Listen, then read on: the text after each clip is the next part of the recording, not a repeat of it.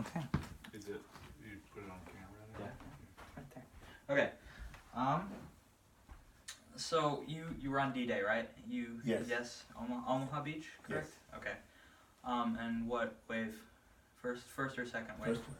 First wave. Okay. Well, the 16th Infantry went to the beach first. We came in right after them.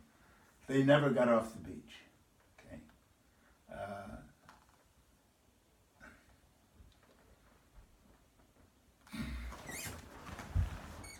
We came in right after them. Okay. And the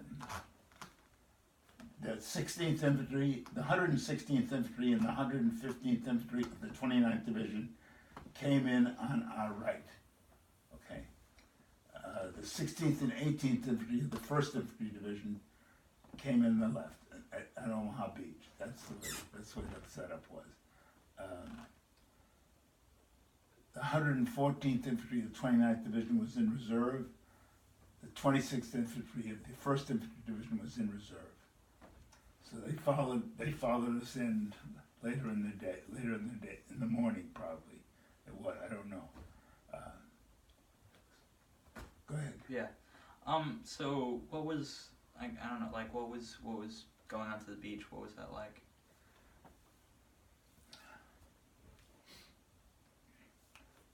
If you were in, the way the setup in the boats was, the platoon leader was in the left corner of the boat.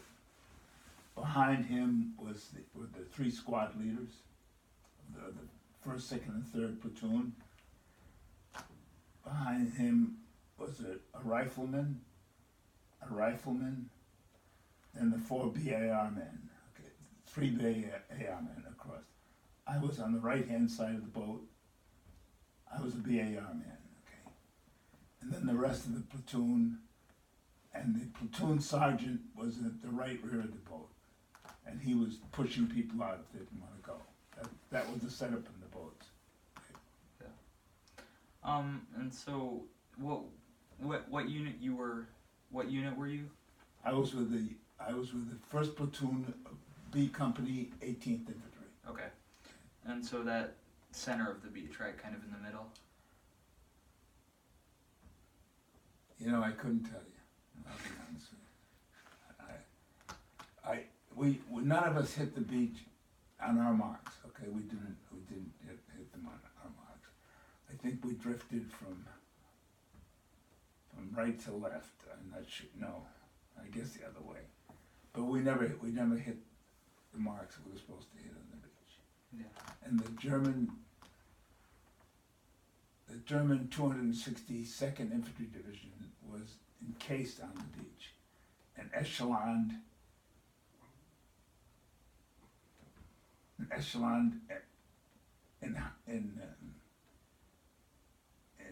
in nests and hard points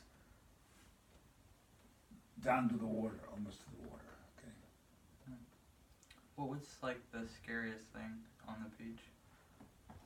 You know, I don't think scariest is the word to use.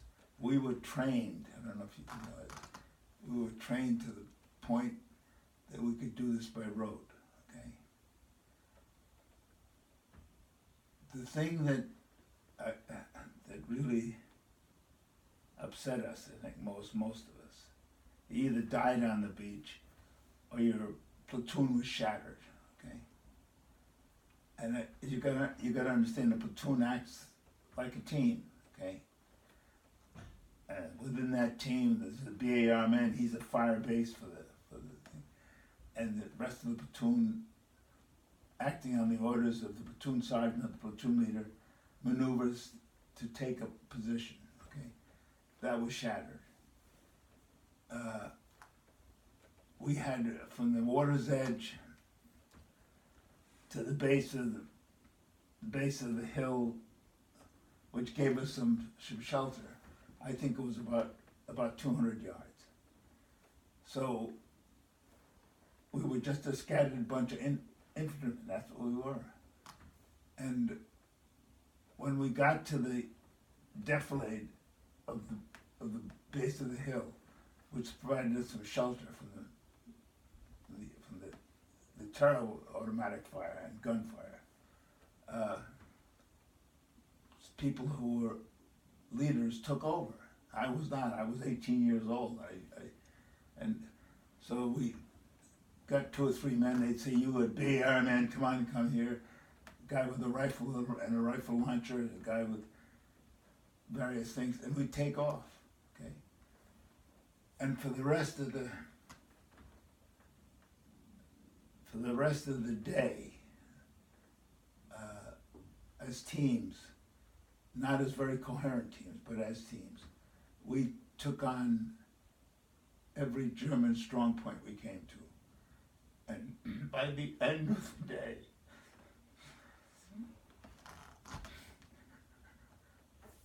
the 3 regiments were lined up at the top of the bluff, okay?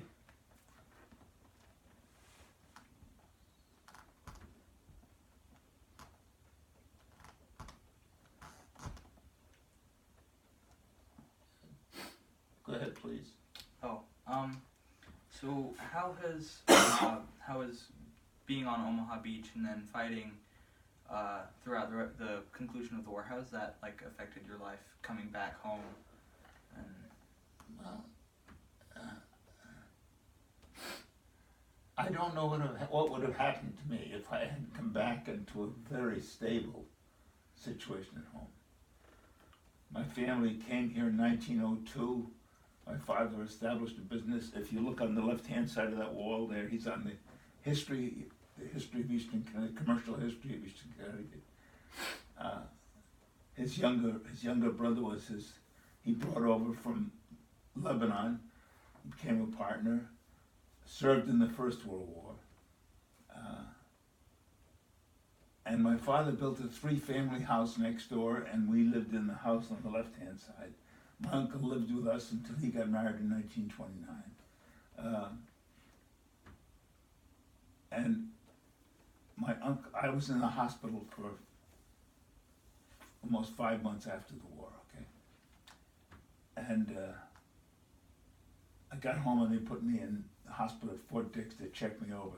I can't tell you how good they were. But then my uncle used to be in New York every Wednesday buying for our business. And he said, I'll meet you at the hotel on 34th Street. That's the hotel they always stayed at. And he said, I'll meet you at 6 o'clock. So they let me out that Wednesday. I got to the hotel, and I was dragging my barracks bag and walking across the lobby, and my uncle jumped on my back. He hadn't seen me in 2 years. And we embraced, and we immediately headed for the train. Got to the train, and when we sat down, he said to me, "Was it rough?" I said, "Yes." And that's all was said. We never discussed it after that. Never. And I came back to that situation, and he said to me, I was going back, this was in June of 1946 when I got home, and he said to me, be in the store tomorrow morning. He said, we didn't say, we said, we'll be in the store at our usual time, 7:30. So I worked that whole summer while I was going back to Cornell for the fall term, and that was it. And I worked, I came home, we had dinner. The routine was never ending. And with that, I look back on it now, and it was that stability. I never said another word about it. I don't know anybody that ever talked about the war for 50 years. Yeah, and it was till in the early 1990s that they started to say to all this World War II vets, you've got to start talking about it, tell your story. And I used to belong to a literary group here in town, and I wrote a paper in 1994, and I wrote it in early 1994, that I presented in December of 1994, and it was actually, the incident was 50 years to the day. That was the first thing I ever said about it. And the paper that I presented was, I think I can remember the name of it. As a matter of fact, I was in California, I digress, I was in California this fall to see my cousin and the whole family. And they all want me to tell them stories about the Second World War. And I said, I will. I said, I wrote a paper in 1994, and I'll send it to you. Well, believe it or not, I've got a new printer upstairs. Do you think I know how to use it? No, I don't. So it's sitting on my computer. I haven't sent it to him, so I'm taking with me to... Get him to figure it out. Huh? Get him to figure it out. Yeah, I should. That's right. And I'm taking it with me, and my daughter said she will do it and send it to them electronically. So, but that's my story, and I'm sticking to it. But what I'm saying to you, nobody ever spoke about it, and until that time, everybody, every paper, everything was saying these guys have never been interviewed. They've never been, and we did. So, is that why? Do you attribute that lack of talking, the modesty that comes with it, to the why there wasn't a World War II monument sooner than there was? You know, the country was so fed up with war. Okay. You gotta understand, we started in 1940 with sending stuff.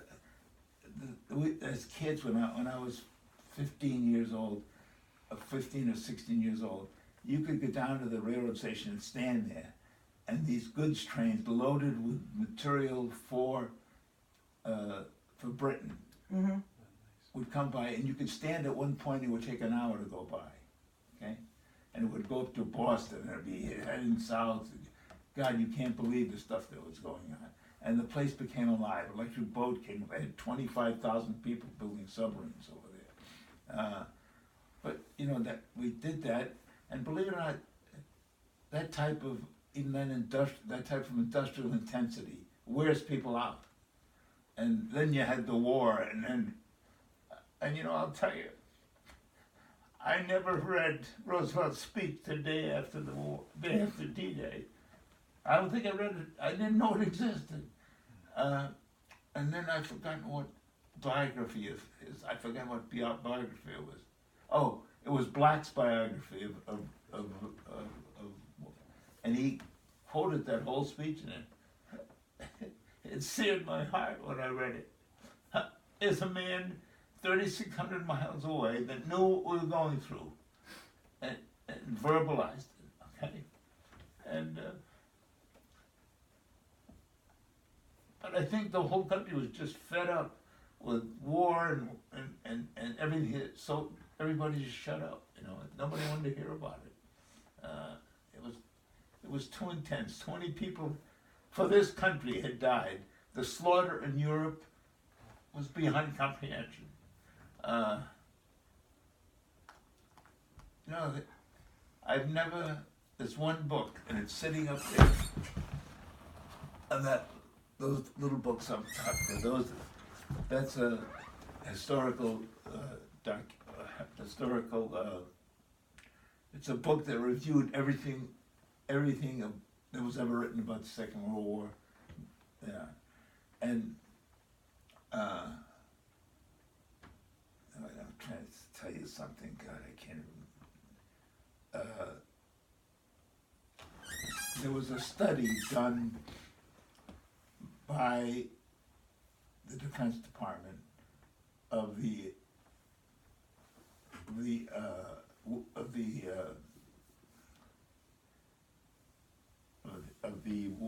people that would be lost when we invaded Japan. Right. And Japan represented a very particular case.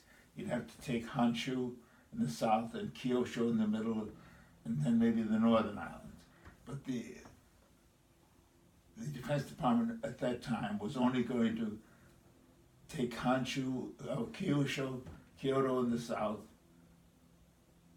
Honshu in the south, and then take the Tokyo plain. And Japan is mountainous from there, so they would take the plane and control the plane, and then intensity control Japan. And the study was done. It was written. It was reviewed in the book. The study was done as to what the casualties would be if you had to do that.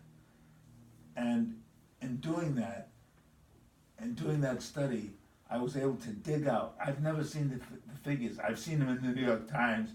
They don't agree with this. There was, if you look at it, if you read that book, if you go through it, we lost 268,000 dead in Europe from D-Day to May 8th, okay? And 1,075,000 wounded. Now I'm asked to speak at a lot of schools. I don't usually get upset when I do. I try to control myself, but I'm sitting in my own home, so I can. But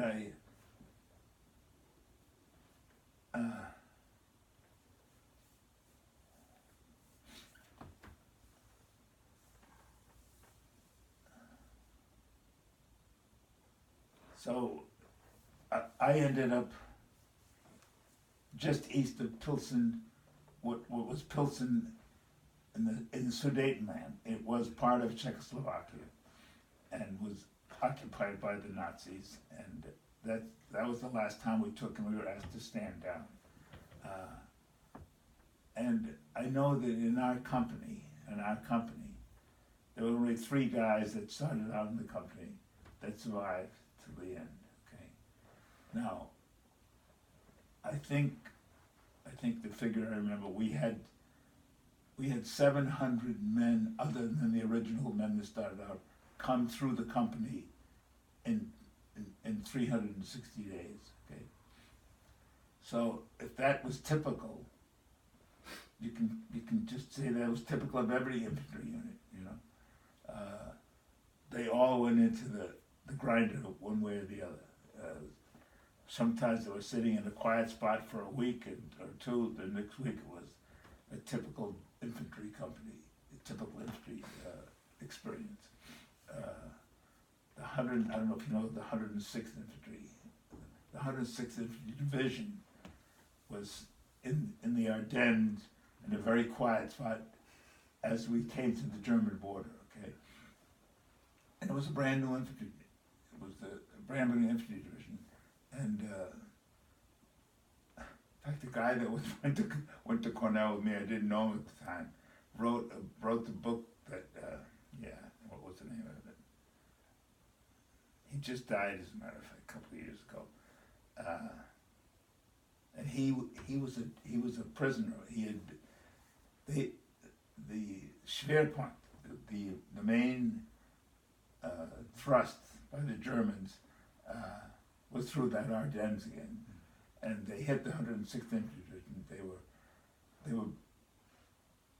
were very green. They had no experience at all, and that was the only division in the ETO that lost their colors. Okay, they overran the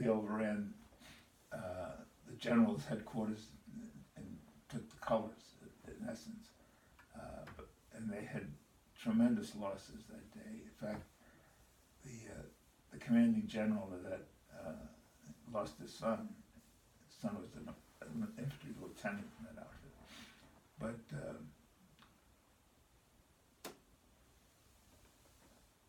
But I have never seen the figures delineated correctly as I ascertained them reading that book.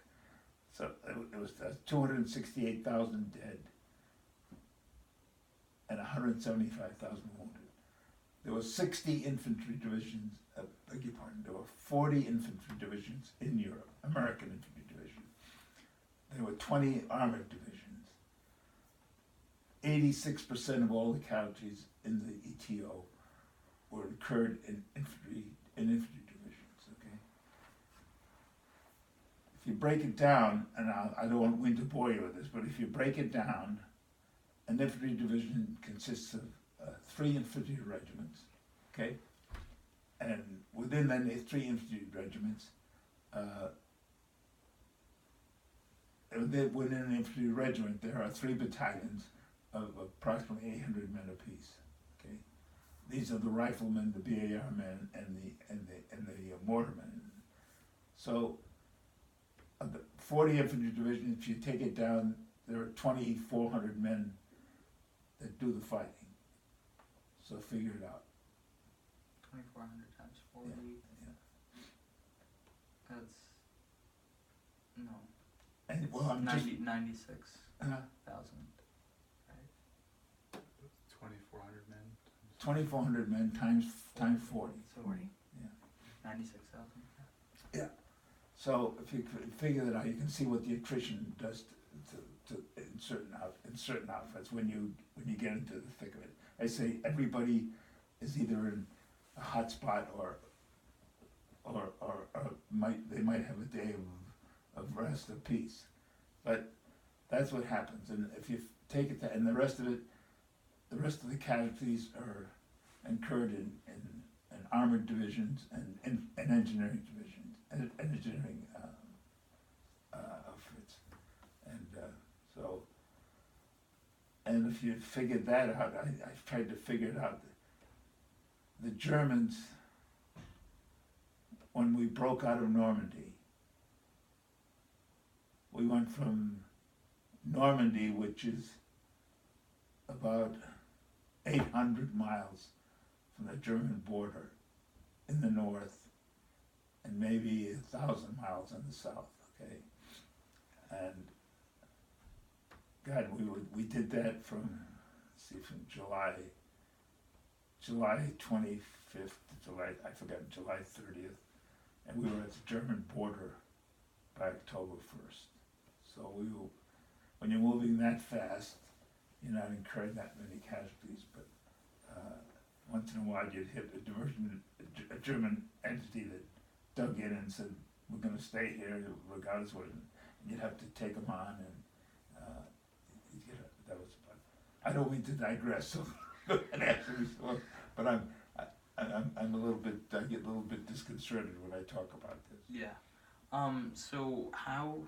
I mean, you've lived through World War II and then up until now, and so how has our country changed since then? It's evolved immensely. It's become much more democratic. Okay, people.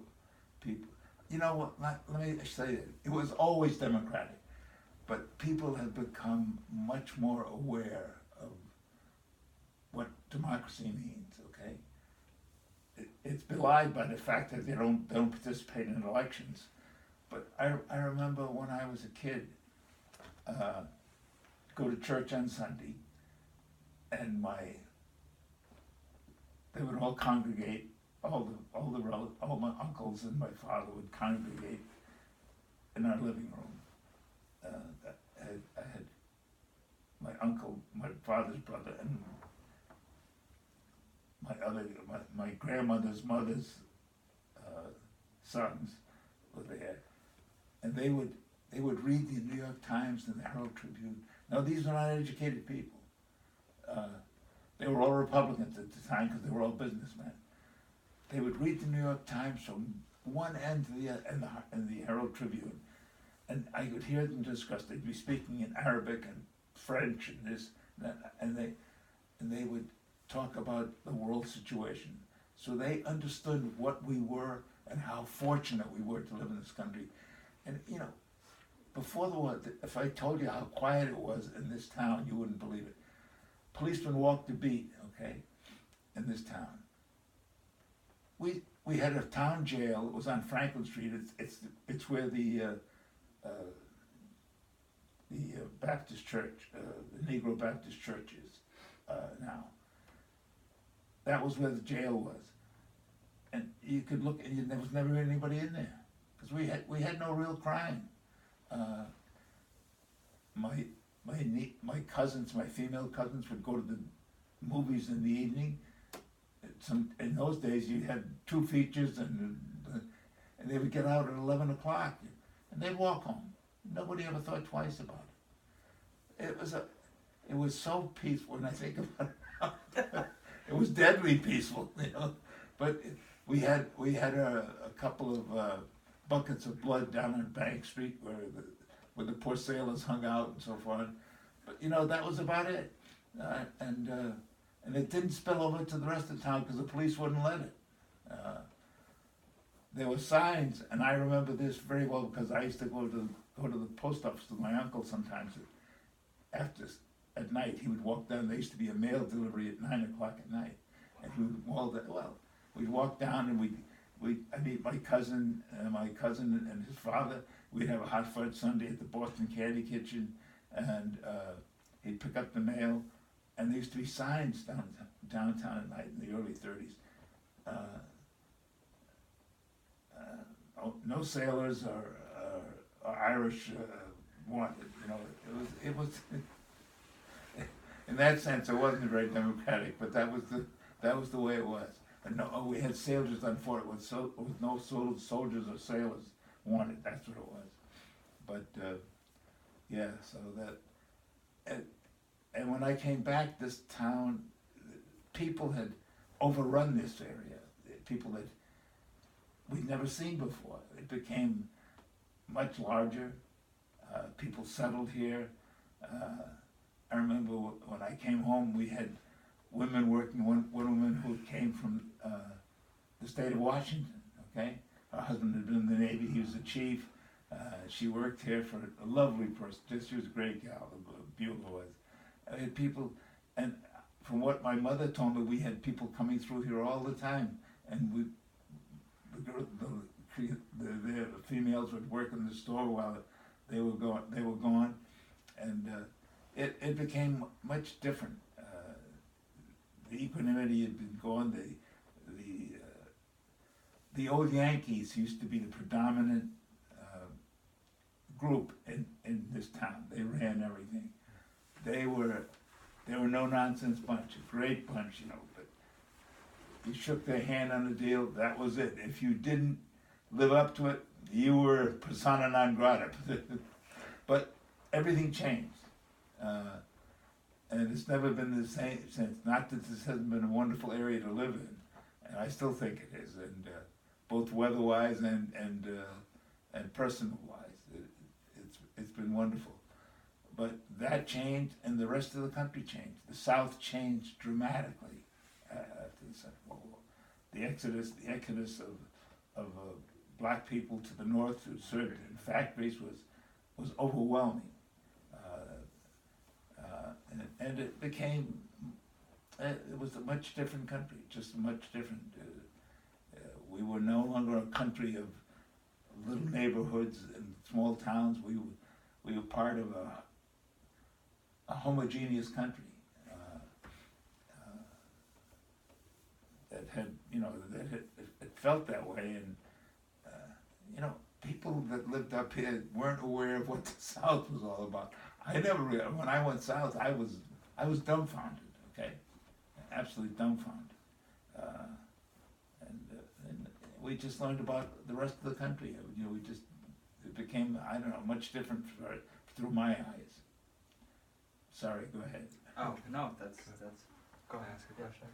So, your family came from Lebanon, Yes. and so were you the first generation Yes. born here? Yes. And then, so when did all of your family stay in this area, or did they be gradually spread out, or moved around the country, or? No, they all stayed in this. There was They all about stayed. 40 of us. Okay. And they stayed Yeah. really close. My father was the dominant male in the family, and his uncles who were younger than he was, if you can understand what Right, yeah. lived in Waterbury. He brought them here. He set them up in the wholesale and the retail business, in the fruit. And they did that. Uh-huh. It wasn't until the third generation that the boys got married and moved away. Sure. My cousin, yeah, that was it. But we were all centered here. Interesting. Yeah. So, I guess now, just like we've gone through kind of the war and then just a little bit about you and whatever. but like, what did the civil rights movement look like from here in Connecticut? Through my eyes, now you gotta, all that strife, I was running 3 corporations, okay, by that time. I had a family, I had a very sick wife, so my preoccupation was here. I was not aware of any of the music of that era, not a single note of it, not aware of it. Now, where I work with handicapped people, and they love music, and we play this music, and it's foreign to me. I was not, all the strife, the civil strife that went on, I was dimly aware of it. I was dimly aware of the Vietnam War, believe it or not. Can you, yes. Wow. Yeah. It was just another war as far as I was concerned, and a very minor one. It's amazing. Retrospectively, I think back to Eisenhower's words. When he was the president for 8 years, realized we didn't have one man committed any place in the world, didn't lose one man in any way, shape, or form. And he always said, we're never going to fight a brush fire war. He said they don't solve anything, he understood what they wouldn't do. And he would regard something like the Iraq War as a brush fire, which was, I'll be honest, I was a Republican all my life as a businessman. I left the Republican Party when they went into Iraq. Okay? I thought that was the most egregious use of military power I've ever seen. And it was not typical of us. You know, if you look at what George Bush did when he went into Kuwait, okay, he limited it to the removal of the Iraqis from Kuwait, and bang, it was all done, okay, and we got out. But I knew that the Iraqi thing would never be that way, and the consequences of that for the military and for those people that served and for the Iraqis. 18 years, and what's been solved on that? Nothing. You know, that was horrible. It was just, I remember one night sitting here and watching a little documentary of young men and their wives going to Lourdes. You know what Lourdes is? Lourdes is a holy place in France, where ostensibly the Virgin Mary appeared, okay? And this guy was sitting there without any legs, without a penis, without testicles. He'd been blown off in Iraq. And he was looking for his raison d'etre, his reason for living, okay?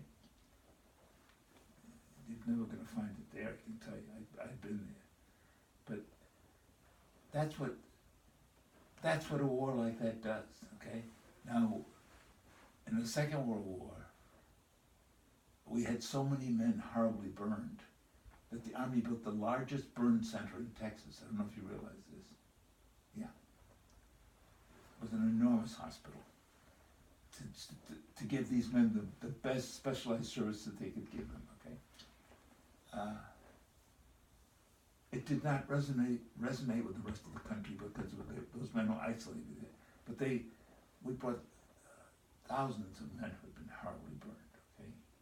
Burned. I'll tell you one story. At Marigny, if you look where Marigny is, in Normandy, when we broke out, they dropped our battalion off at Marigny because that's where the Germans were going to close the corridor that we created. And this is not proper military procedure. I was then a squad leader, and I had 12 men that I was responsible for. And we were in a very determined fight with this German unit. And we were working with the tank, and the tank was hit, and it was on fire. You ever seen steel burn? No. It burns with a low glow, but it's around 3,000 degrees, okay? I could hear a scream in there, and it was so piercing. And I couldn't get up. The small arm fire on the tank. Nothing I could have done. I couldn't have opened the tank from the outside anyway. But in those days, the old M4 had a sliding panel on the floor. So I dove into the tank, and I took my BAR and I whacked on that thing, and it finally opened, and this bundle, God knows what, just fell out on me. Okay, and he was screaming. It was piercing, and I dragged him out, and I got him to a deflated position where the medics could get at him. And I said, I'm headed back, and the guy said, no, stay right here. I didn't realize it, but I had been hit too, coming out of the tank, and my left. We used to wear leggings in those days. Leggings all red, so they carted me off with him to a chateau which was manned by American doctors and French Catholic nuns. And he screamed. And he was burned over 99% of his body, and he screamed and screamed and screamed. And they put him in this beautiful tub. It must have been 4 by 8. It was built into the floor of this beautiful bathroom, and they suspended him in this whatever solution it was, and the poor guy screamed all night long and died the next morning. Okay. Well, I made a mistake because I left my unit to do that, and but if they ever knew that what happened, but it was such a chaotic battle, it never came to anybody's attention. But anyway, but he was burned like there were thousands of guys that went through that. Okay. With that, I'll take your next question. You should never ask a veteran this, because what happens. He starts talking, and it just gets. Well, no, like that was actually something that I was told to look for, was when they keep going. Okay. Because I mean, I've gotten a lot out of this stuff that I haven't even asked about. Okay. Well, you can shut me up anytime you want. So just going back to World War II really quickly, after D-Day, you've told us about that conflict where you pulled the guy out of the tank, and then when you were in the Ardennes, and were you at all engaged in the Battle of the Bulge? Yes. Yes. The First Division. What happened when we took off, and the First Division went up into Belgium? If we took the Belgian corridor into Aachen. You know what Aachen is? Aix-la-Chapelle.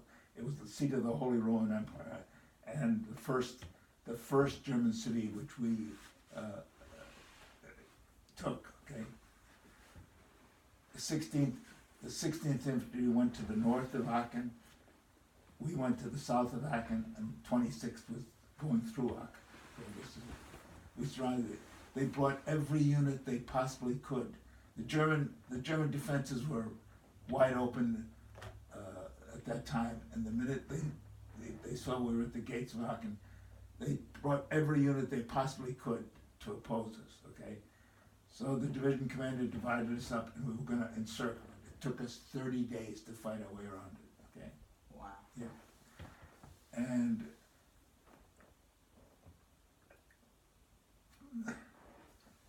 for Lautenheide was I think the meeting point where the 16th Infantry, just around the east side of Aachen. Okay. So it took 30 days. We took a terrible beating there. We went from there into the Hurtigan Forest. Have you ever heard of the Hurtigan Forest? You never have? It was if you could ever curse a place, it was an accursed place. We only spent 2 weeks there, and I think we lost 5,000 men. Yeah. Wow. So you got to understand, it was cold. It was, as you can imagine, it was damp. This was probably the first week in October of 1944. It was not well defended by the Germans, but they poured people in there to keep us. if I may use it, was a hellish 2 weeks. And I just found out that we lost 40,000 men in a month in the hurricane forest. Like overall. Yeah. Wow. And in our division, compared, I think we lost close to, I think the 4th division took the most. They were in there the longest. So yeah, that was yeah. So okay.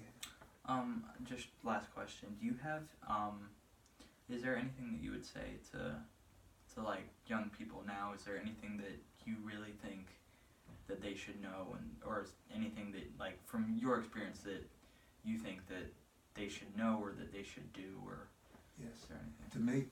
You've got to realize that everybody on this earth came from the same, started off from the same gene pool. We are all citizens of this sphere we live on, okay? Get rid of your prejudices about people. Get rid of them. They are poison, okay? They don't mean a damn thing. The people that come to our shores and look in search of peace and tranquility and for their faith and safety for their family, we should embrace them with open arms. People don't. You've got to realize that everybody that comes to this country that gets an education, even though they get contributes to the gross national product of this country. Okay, you can come here with any genetic. I mean, any background from every country in the world, whatever religion they are, whatever caste they are, whatever color they should be all welcome. Okay, now it's going to change our country. It changes countries when I was there, but it changed it for the better. We were productive. You've got to understand, every country goes through this. For instance, Japan doesn't allow immigration. You know that? I did not know that. They do not allow, and they're going to disappear as a country if they don't allow people to immigrate from China, from the other parts of so our strength is in the people that we have here and the people we accept and become part of this country. The rest of it is all poison for human beings. Terrible poison. Okay? And that's a lesson we should learn and keep it in our hearts and in our minds. Okay? Yeah. All right. Thank you. You're welcome.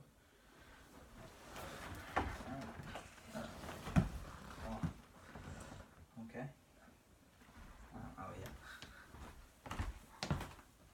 I forgot about that.